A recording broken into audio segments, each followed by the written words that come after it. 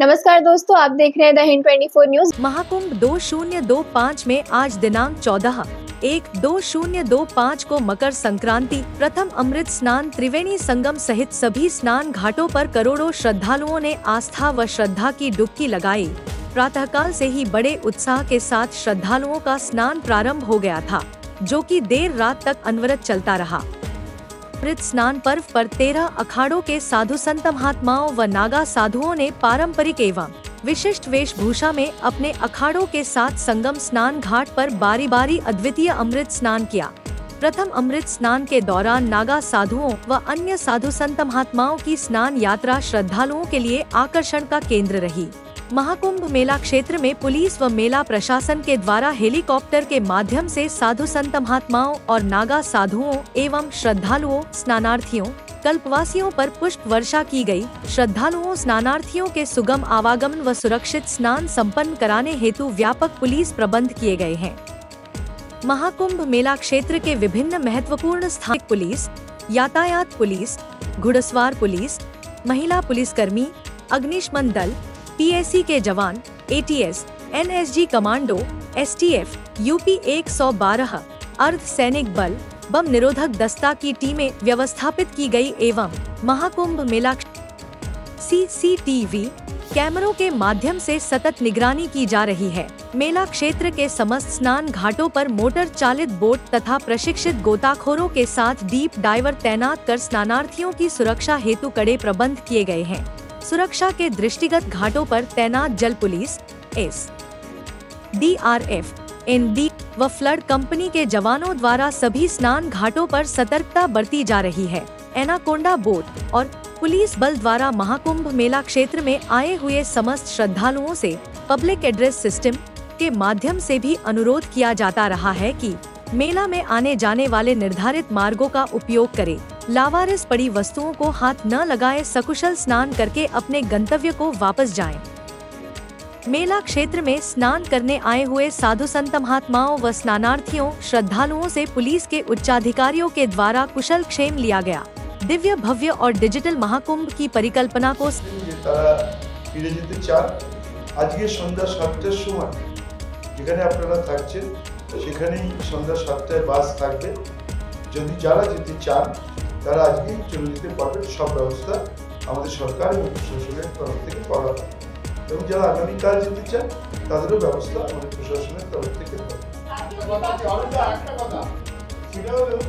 এই যে আমরা যেমন আসি এমনি মেলা মোটামুটি ভালো যাবে। কালকে যদি আপনারা পারেন যেখান থেকে আমরা মানে আমাদের যে প্রেস কনফারেন্সের বাস নামায় সেখানে যদি বাসটা আসে তাহলে আমাদের লাইনভাগ নিয়ে তাহলে বাস স্ট্যান্ডে যাওয়ার কষ্টটা লাঘব হবে। ঠিক আছে, আমরা সেখানেই করব। সেখানে 75 লক্ষ পাউচ আমরা ইতিমধ্যে দিয়েছি। আরও 1 কোটি পাউচ আমাদের এখন ডিস্ট্রিবিউশন চলছে। 14টা মেশিন আমাদের এখানে চলছে। पूरा पानी का बंदोबस्त। एक आदमी का कोई कंप्लेन दिखाई कि उसको पानी नहीं मिला एवं इतना नीट एंड क्लीन साफ सुथरा, इतना साफ सुथरा मेला दिखाई आपको कहीं नहीं।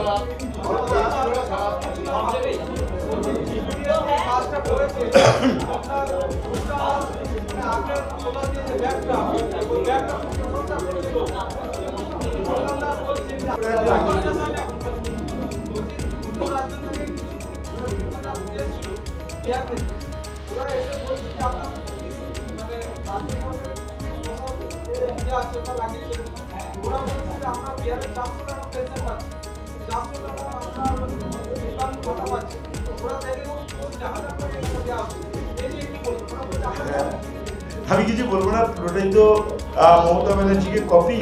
আজকে লক্ষ্মীর ভান্ডার বলুন, কন্যাশ্রী বলুন, আজকে আমাদের মা ক্যান্টিন বলুন, প্রত্যেকটাই মমতা ব্যানার্জিকে কপি সবাই করছে। আজকে সব করছে, একদিন এমন হবে সারা ভারতবর্ষেই মমতা ব্যানার্জিকে কপি করবে। মমতা ব্যানার্জি পথ প্রদর্শক, তার পথ ধরে এগিয়ে গেলেই মানুষের সেবা করা হবে, মানুষের পাশে থাকা হবে।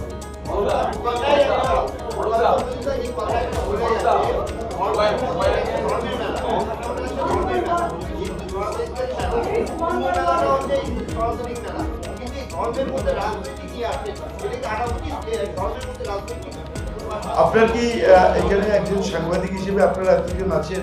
আমাদের সরকার কি কোনো জায়গায় মনে হলো যে এই তীর্থক্ষেত্রে কোথাও রাজনীতি হয়েছে? তাহলে যদি না হয় তাহলে কোশ্চেনটা করছেন কেন? আপনাদের সবাইকে স্বাগত জানাই। আজকের প্রেস কনফারেন্সে আমাদের মধ্যে উপস্থিত রয়েছেন মাননীয় মন্ত্রী বঙ্কিম হাজরা, মাননীয় মন্ত্রী মানস রঞ্জন ভূঁইয়া, মাননীয় মন্ত্রী পুলক রায়, মাননীয় মন্ত্রী শ্রী সুজিত ঘোষ, মাননীয় মন্ত্রী শ্রী স্নেহাশিস চক্রবর্তী, রয়েছেন সাংসদ আমাদের স্থানীয় সাংসদ মথুরাপুরের বাপি হালদার, রয়েছেন আমাদের জেলার সহ-সভাধিপতি এবং চেয়ারম্যান গঙ্গাসাগর বকখালি উন্নয়ন পরিষদ শ্রীমন্ত মালিক, রয়েছেন আমাদের প্রাক্তন সাংসদ শ্রী সুভাষিস চক্রবর্তী, জেলা শাসক সুবীর গুপ্তা এবং সুন্দরবন পুলিশ জেলার এসপি কোটেশ্বর রাও। আপনারা সকলেই জানেন যে আজ সকাল 6:58 পূর্ণকালের সমাপ্তি হয়েছে। এখনো প্রচুর তীর্থযাত্রী আসছেন। সুশৃঙ্খল ব্যবস্থাপনায় তীর্থযাত্রীরা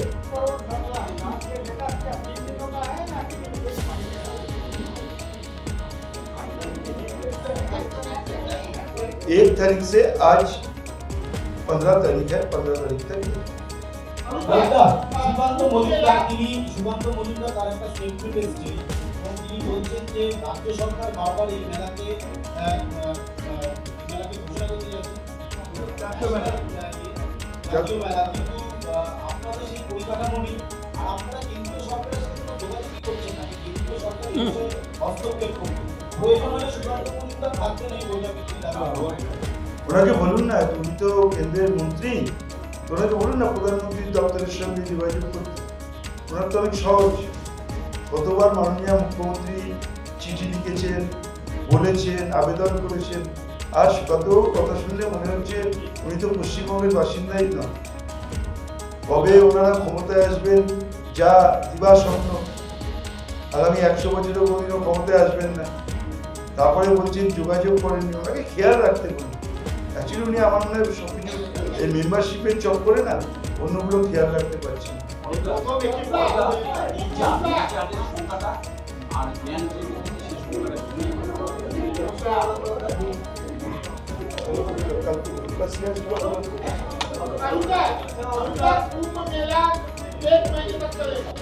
लेकिन गंगा सागर मेला कुछ समय के लिए चलता है, लेकिन देखा जा रहा है हर वर्ष दुनियाटिक संख्या उसमें इजाफा हो रहा है। इसके बाद মরুদা, এখনো পর্যন্ত আপনি জানেন যে গঙ্গাসাগর মেলার সাথে এবারে কুম্ভ মেলা হলো, সেখান থেকে যা খবর আসছে 6,000 কোটি টাকা বিনিয়োগ করে 2 লক্ষ কোটি টাকা সেখানে আয় হয়েছে।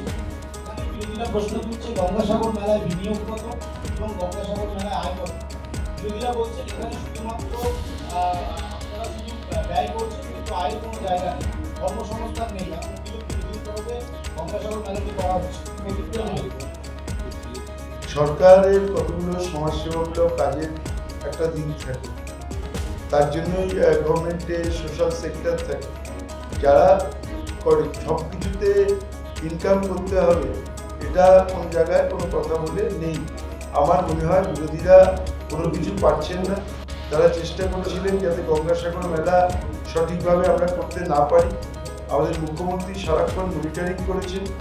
আমরা মন্ত্রীরা, পুলিশ প্রশাসন, আমাদের প্রশাসন সবাই মিলে, জনপ্রতিনিধিরা, সাধারণ মানুষ, এই অঞ্চলের মানুষ, সাগর তটের মানুষ সবাই মিলে হাতে হাত মিলিয়ে এত সুন্দর সুশৃঙ্খল একটা মেলা হয়েছে যেখানে কোনো কিছু খুঁজে পায়নি তারা, তাই তারা এসব কথা বলছে।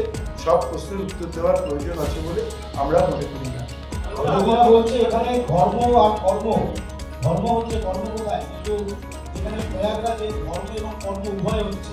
আপনারা শুধু ভোট ব্যাংকের জন্য এত বড় মেলাটাকে অর্গানাইজ করছে, এখানে কর্মের কোনো সংস্থা নেই বলে বিরোধীরা বলছে সম্পূর্ণ এই ভোট ব্যাংকের জন্য হচ্ছে।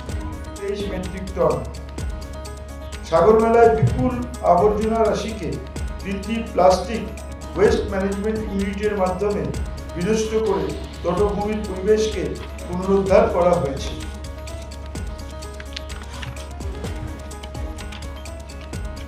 এখন পর্যন্ত 455টি পকেটমারির ঘটনা ঘটেছে, যার মধ্যে 432টি ক্ষেত্রে খোয়া যাওয়া বস্তু উদ্ধার করা সম্ভব হয়েছে। আউট অফ 455, 432 সেগুলোকে তাদের চিহ্নিত করে তাদের বস্তু তাদের কাছে ফিরিয়ে দেওয়া হয়েছে।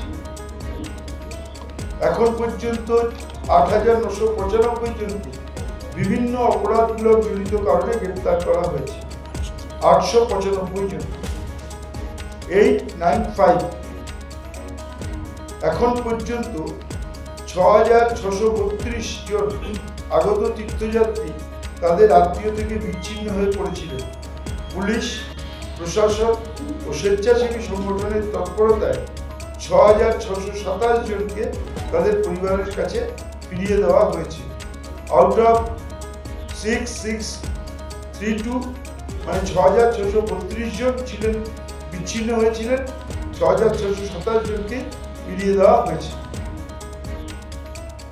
এখন পর্যন্ত আগত তীর্থযাত্রীদের মধ্যে 6 জনের মৃত্যুর ঘটনা ঘটেছে। আজ 15 তারিখ, আমি এর আগে 12, 13, 14 আমি আপনাদের ডিটেলস দিয়েছি। 15 तारीख ऐसे ही तमाम खबरों के लिए जुड़े रहिए द हिंद 24 न्यूज के साथ।